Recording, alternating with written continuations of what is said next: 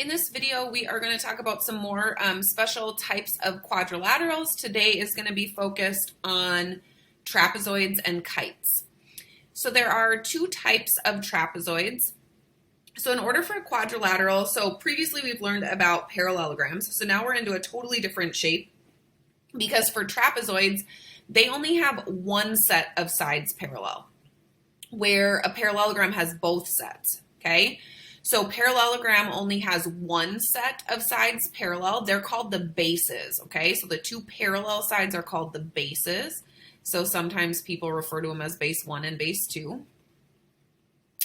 And then the non-parallel sides are called the legs. So this side would be a leg and this side would be a leg.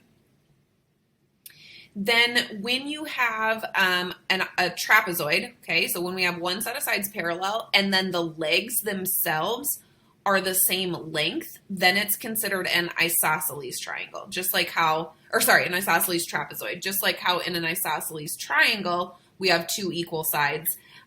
So in an isosceles trapezoid, we have two equal legs. So the legs are going to be equal to each other. Then in a, and then also in an isosceles trapezoid, the base angles are going to be congruent to one another. So the base angles are the ones that surround the base. So this base angle and this base angle are congruent because they're around base 1. And then this angle here is congruent to this angle here because it's around base 2. So they're on either side there. And then because these two lines are parallel in a trapezoid, these two angles are going to be supplementary. This is because you've got the parallel line here, you've got the parallel line here. So these two would be same side interior, so they would add up to 180. And then you could also look at this being a transversal, and these two would also total 180 because they're going to be same side interior as well. This happens up in any trapezoid. Okay, so this angle and this angle, 180. Okay, this angle and this angle, 180. In a kite, okay, so here's a kite. A kite has two sets of consecutive sides that are congruent, but opposites are not. Okay, so this one is congruent to this one, the one right next to it. This one is congruent to this one, the one right next to it, but the ones across from each other are not congruent. And then we also have diagonals that are perpendicular. Okay, so if we draw in this diagonal here, now I like to do this. This diagonal actually splits the triangle into the kite into two equal triangles. So you see how this top triangle is the same as this bottom triangle? And then you've got another diagonal here, and these diagonals are always perpendicular. Okay, but thinking about which diagonal splits it into two equal triangles will help you figure out that this big angle right here is congruent to this big angle right here. So it's got one opposite angle congruent. Okay, so one pair of opposite angles congruent. These ones, not so much. Okay, but these two, yes. So let's classify this polygon shown below. So one of the things, or the quadrilateral, so one thing you have here is one set of parallel sides. Okay, so only one set, that makes it a trapezoid. Then we see that the legs are also congruent, so that makes it an isosceles trapezoid.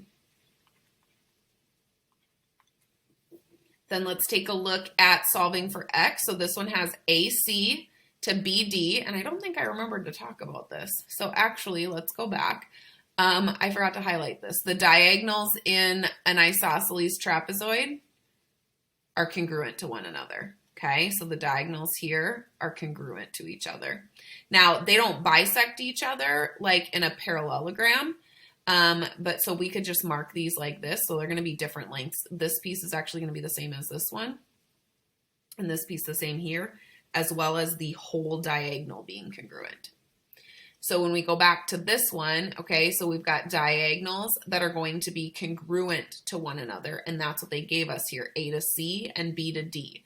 So congruent to each other means that we will set them equal to each other and solve. So I'm going to get those x's together first by adding 2x to both sides.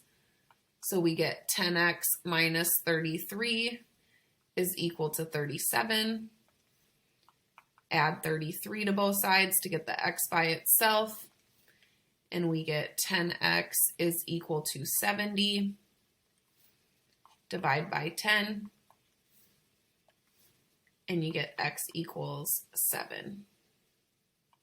Okay, and again, that property that we used was that diagonals in an isosceles trapezoid are congruent to one another. So then let's plug it in just to make sure that we actually did our algebra right. So 8 times 7 is 56, minus 33 is 23. And then 37 minus 2 times 7 is 14. So 37 minus 14 is 23. So we did get that they were the same, so that's good. Next one, taking a look at this picture. So we have a kite. I'm just going to mark these because they should have been marked. Okay, so let's pretend those were there. So if we look at this, okay, we have a kite. We see two sides, two sets of sides marked, but opposites are not. So this is a kite.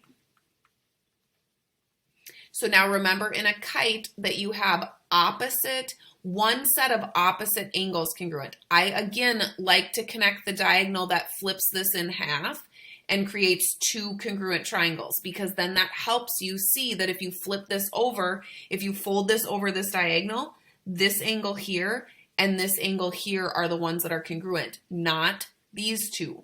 Okay, so the 93 and the y are not equal to each other. Okay, so we're going to solve for x first. So we'll do 4x plus 43 is equal to 7x minus 5 and solve this. So let's get the x's together. So we end up with 43 equals 3x minus 5. Add 5 to both sides. Get 48 is equal to 3x. Divide by 3. And we'll get x equals 16. So now what you can do is you can plug 16 back into here so that we can figure out how big these angles are. Okay, so we'll do 4 times 16, which is 64. Okay, so 4 times 16, which is 64, plus 43, and we get 107. Okay, so this one is 107. Now, we know then that this one would be 107 as well, but let's plug it in just to make sure in case we did anything wrong. So let's do 7 times 16, which is 112. And then 112 minus 5 is 107. Okay, so we get 107 for this one as well. So now what we have, okay, is we have this quadrilateral where we know this is 93, this is 107, this is 107, and we're looking for this one. Well, we know that the interior sum of any quadrilateral is 360. Okay, so 360 total. So let's just add up these three angles that we know, subtract them from 360, and we'll have y. So we can just do 360, and you can just subtract them off without adding them up if you want to. So just subtract like that. So 360 minus 107 minus 107 minus 93, and you end up with 53 for y. Okay, then last one, let's classify this again. So we see that we have one set of parallel sides and nothing on the legs. So this is just going to be a trapezoid. And then this one is going to go to the consecutive angle. So if we look at this line, let me do the yellow one. I like the yellow better. Okay, we've got this line parallel to this line. And then we've got these two angles right here, right? So these are same side interior angles. Okay, and same side interior angles are supplementary. Okay, so supplementary meaning that they will total 180. So we would do 10x minus 26 plus 3x plus 11 equals 180. Okay, so now these are all on the same side. So now we're going to combine like terms. So we've got a 10x and a 3x for 13x total, a negative 26 and a positive 11. So that's negative 15 Okay, now we don't have any more like terms on the same side, so we'll start combining, or we'll start moving to the other side. So now we want to get x by itself. So we'll add 15 to both sides. So we get 13x equals 195. Then we'll divide by 13 to both sides. And we'll get x equals 15.